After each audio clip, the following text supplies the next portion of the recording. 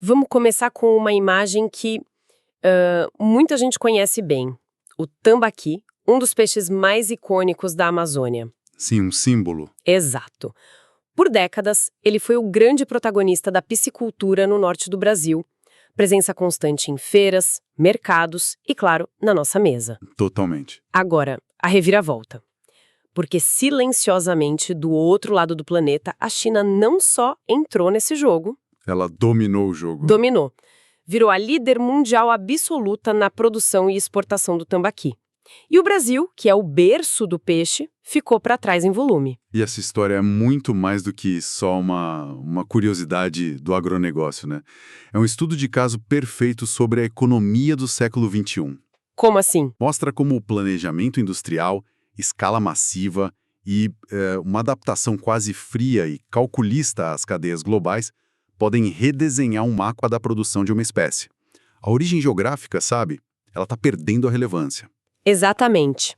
E é isso que a gente vai investigar hoje. Mergulhando na análise do site CPG Clique Petróleo e Gás, a nossa missão é desvendar essa trama. Como um tesouro biológico da Amazônia virou uma commodity global com protagonismo chinês. E o que isso nos diz sobre o futuro da comida, né? O tambaqui deixou de ter um RG amazônico para ser um cidadão do mundo, uma commodity. Mas para entender como isso aconteceu, a gente precisa voltar para o começo. Para as características do peixe em si. Isso. A natureza deu as cartas, mas foi a indústria que decidiu quem ia ganhar o jogo. Certo, então vamos analisar isso. A fonte que a gente usou, ela lista uma série de vantagens biológicas do tambaqui, o Colossoma macropomo. E lendo, parece que ele é quase um peixe perfeito para o cultivo. É um bom resumo. O que o torna um candidato tão forte assim? Olha, ele tem o que a gente poderia chamar de um pacote de performance que é sinceramente invejável. O primeiro ponto é a velocidade de crescimento. Ah, claro. Em aquicultura, tempo é dinheiro. E o tambaqui cresce muito, muito rápido. Isso significa um ciclo de produção mais curto e um retorno do investimento, obviamente, mais rápido também. E a análise fala muito em rusticidade. O que isso significa na prática, assim, numa operação de larga escala? Que ele é mais resistente. Exatamente isso e um pouco mais. Rusticidade significa que ele é um sobrevivente, ele tolera variações de temperatura, de qualidade da água e, um ponto que é crucial, de oxigênio. Aí isso é importante. É fundamental. Em sistemas de cultivo intensivos onde você tem milhares de peixes num mesmo tanque, os níveis de oxigênio podem cair muito. Muitas espécies não aguentariam. O tambaqui aguenta. Entendi. Isso permite colocar mais peixes no mesmo espaço. Perfeito. Mais peixes por metro cúbico. É otimização de espaço. E isso é música para os ouvidos de um produtor industrial. Menos risco, maior densidade, faz todo sentido. E tem a questão da alimentação, né? A tal da conversão alimentar que o artigo menciona. Sim, Isso quer dizer que ele come pouco e engorda muito, é basicamente isso. é a maneira mais simples e correta de ver. Ele é extremamente eficiente. Transforma a ração que come em massa corporal de um jeito impressionante. Imagina o impacto disso no custo. Para uma indústria que compra a ração em toneladas, cada grama de eficiência se traduz em milhões de economia no fim do ano. Então, junte tudo. Crescimento rápido, resistência, eficiência alimentar e a qualidade da carne, que é branca e muito apreciada. Você tem o pacote completo. Um pacote que, pelo visto, era bom demais para ficar só aqui. Exato. E essa perfeição biológica é uma faca de dois gumes, sabe? Quando uma espécie é tão eficiente, ela deixa de ser um recurso natural e vira o que o mercado enxerga como um ativo industrial em potencial. É como descobrir um minério de altíssima pureza. A analogia é perfeita. Qualquer player global com a tecnologia vai querer explorar esse ativo na escala máxima. A biologia excepcional do tambaqui o tornou um alvo perfeito para ser, digamos, desterritorializado. Desterritorializado. Gostei do termo. E isso nos leva direto para a estratégia chinesa, né? A gente tem um peixe que é quase um atleta da aquicultura. Aham. Mas um atleta sozinho não ganha campeonato. Precisa de time, de estrutura, e pelo que a análise indica, foi essa a jogada da China. Eles não focaram só no atleta, mas em construir o estádio, o time e a liga inteira. É isso. É a analogia perfeita. O Brasil tinha o conhecimento sobre o atleta, a China construiu a NBA do tambaqui.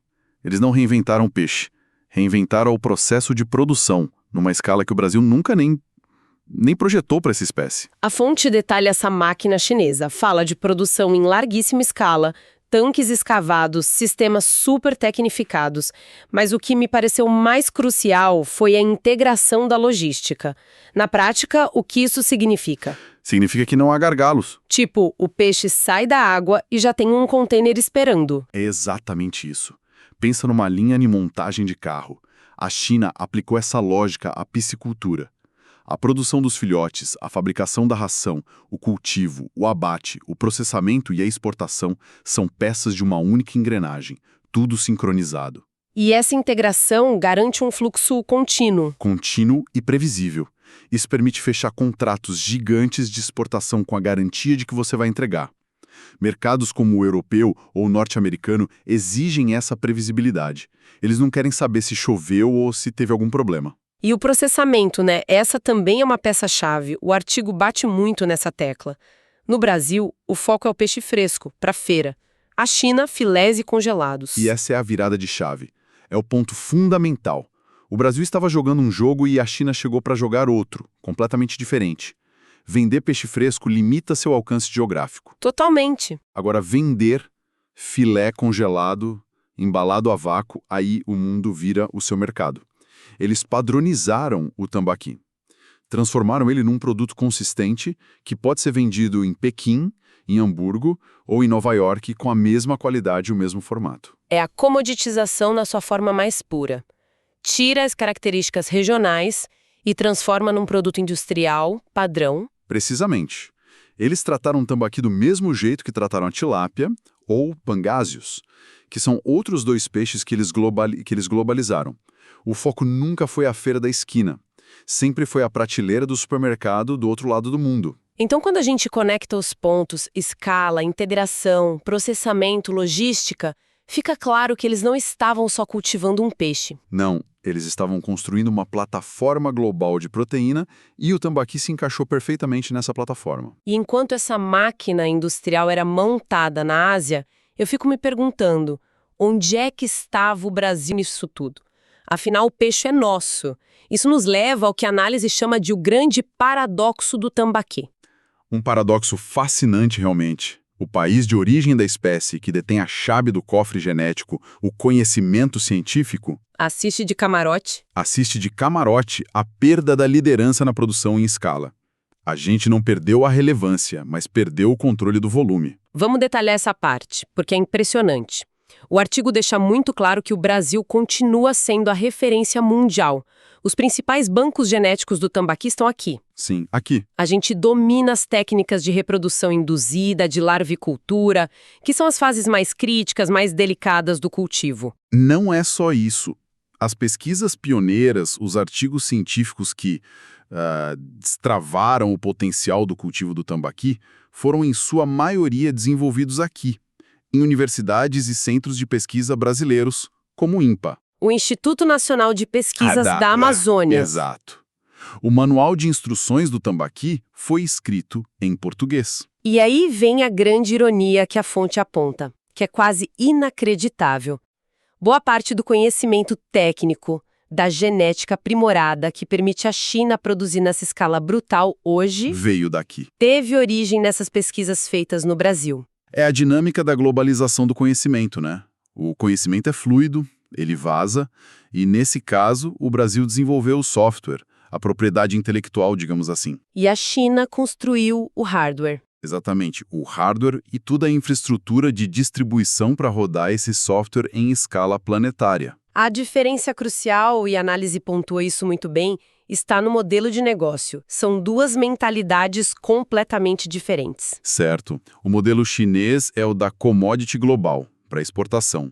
E o brasileiro, como a fonte descreve? O modelo brasileiro é focado no mercado interno e é quase artesanal em comparação. A produção é toda direcionada para o consumo de peixe fresco vendido inteiro, principalmente nas regiões Norte, Nordeste e Centro-Oeste. É um produto com uma identidade regional muito forte. Fortíssima. Pensa, sei lá, no queijo da Serra da Canastra. É incrível, tem um valor cultural, gastronômico imenso. Mas ninguém está pensando em otimizar a produção para ele competir em volume com queijo processado americano no mundo todo, sabe? Entendi a analogia. O modelo brasileiro tratou o tambaqui mais como um produto de terroir, enquanto a China o tratou como um produto de linha de montagem. Uma fábrica de bolos contra uma confeitaria de bairro, em termos de escala. Uma lógica não é necessariamente melhor que a outra, então? Não de forma alguma. Elas servem a propósitos diferentes. A lógica brasileira é vital para a segurança alimentar e a economia de várias regiões do país. Mas ela, por natureza, não gera o volume, a padronização e a cadeia de frio que são necessários para competir no mercado de exportação. São jogos diferentes. Com regras diferentes. O Brasil domina a receita do bolo, mas a China construiu a maior e mais eficiente fábrica de bolos do mundo. Essa trajetória toda nos mostra que o status do peixe mudou para sempre, né? Ele agora não compete mais só com outros peixes na feira regional. Não mais. Ele está no mercado internacional, brigando por espaço com gigantes como a tilápia. A análise usa uma frase que resume tudo. O tambaqui se tornou um símbolo claro da globalização da produção de alimentos. É uma síntese perfeita. Um peixe nativo da bacia amazônica, cuja genética foi decifrada no Brasil, é hoje produzido em massa na China e pode acabar no seu prato em qualquer capital europeia. O passaporte da espécie virou um detalhe. A origem biológica não garante a liderança produtiva. É a dura conclusão que a análise nos oferece. Na aquicultura moderna, vence quem domina a escala, a logística e o processamento industrial. A origem importa cada vez menos. E essa lógica não se aplica só ao tambaqui, imagino? De forma alguma. O agronegócio está cheio de exemplos. A soja, originária da Ásia, tem no Brasil e nos Estados Unidos seus maiores produtores. O café, da África, moldou a nossa economia. O que o caso do tambaqui sinaliza é que a aquicultura entrou de vez nesse jogo. Onde a capacidade de produção industrial importa mais que o endereço de nascimento da espécie. Muito mais. O que nos leva à pergunta inevitável que a fonte também se faz. O Brasil pode virar esse jogo? Existe um caminho para retomar o protagonismo em volume? E aí? Qual a resposta? Tecnicamente, a resposta é um sonoro sim. O artigo é até otimista nesse ponto. Os recursos naturais estão aqui. Temos clima favorável o ano todo, o que permite mais de um ciclo de produção por ano. Coisa que a China não tem em todas as regiões. Exato.